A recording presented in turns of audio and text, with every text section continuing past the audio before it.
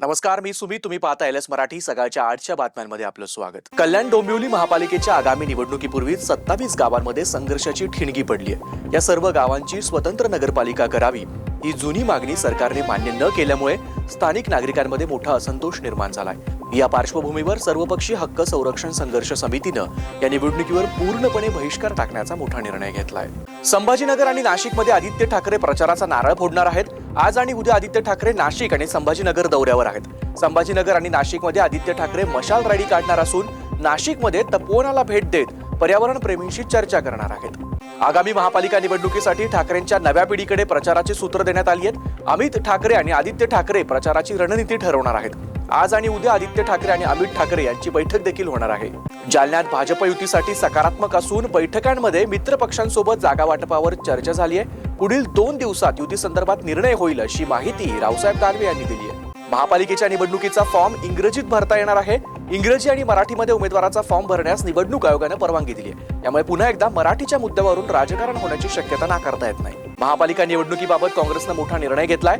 धनुष्यबाण कमळ घड्याळासोबत काँग्रेस जाणार नाही. महाराष्ट्रात महायुतीसोबत युतीचा कुठलाही निर्णय नाही अशी माहिती काँग्रेस प्रदेशाध्यक्ष हर्षवर्धन सपकाळ यांनी दिली आहे. पुण्यात काँग्रेस आणि अजित पवार सोबत लढणार नाहीये. उद्धव ठाकरेंना सोबत घेऊन काँग्रेस पुण्यात लढणार असा निर्णय मुंबईतील काँग्रेसच्या बैठकीत झालाय. इतर समविचारी पक्षांना सोबत घेण्याचा काँग्रेसचा प्रयत्न सुरू असल्याचं समजतंय.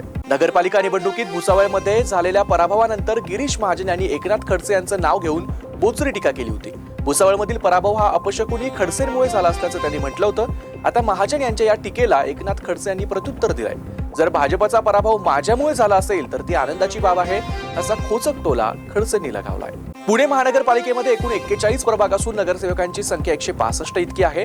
पुणे महापालिका निवडणुकीच्या जागा वाटपात भाजपकडून एकनाथ शिंदे यांच्या शिवसेनेला अवघ्या 12 जागांची ऑफर देण्यात आली आहे. शिंदे गटाने भाजपकडे 35 जागांची मागणी केली होती. मात्र भाजप पुण्यात एकहाती सत्ता मिळवण्याच्या ईर्षेनं मैदानात उतरल्यानं त्यांनी शिंदे गटाला मागणी केलेल्या जागांच्या फक्त निम्म्या जागा सोडण्याची तयारी दर्शवली आहे. त्यामुळे पुण्यात ही युती फिसकटण्याची शक्यता जास्त आहे. दोन्ही राष्ट्रवादी एकत्र येण्यासाठी बैठकांचं सत्र उपमुख्यमंत्री अजित पवार यांच्या जिजाई या निवासस्थानी झालं. खासदार अमोल कोल्हे आणि आमदार रोहित पवार यांनी अजित पवार यांची गुरुवारी रात्री उशिरा भेट घेतली. या बैठकीत अत्यंत गोपनीय पद्धतीनं चर्चा झाली. पिंपरी चिंचवडमध्ये दोन्ही गट स्वतंत्र लढण्याऐवजी एकत्र आले तर भाजपसमोर मोठं आव्हान उभं करता येईल यावर तिन्ही नेत्यांचं एकमत झाल्याचं सांगण्यात आलं. निवडणूक एकत्र लढवायची असेल तर जागा वाटप हा सर्वात मोठा मुद्दा आहे. त्याबाबत बैठकीत सविस्तर चर्चा झाली असून येत्या 2 दिवसात अंतिम निर्णय होण्याची शक्यता आहे. या होत्या आताच्या महत्त्वाच्या बातम्या. बघत रहा एल एस मराठी.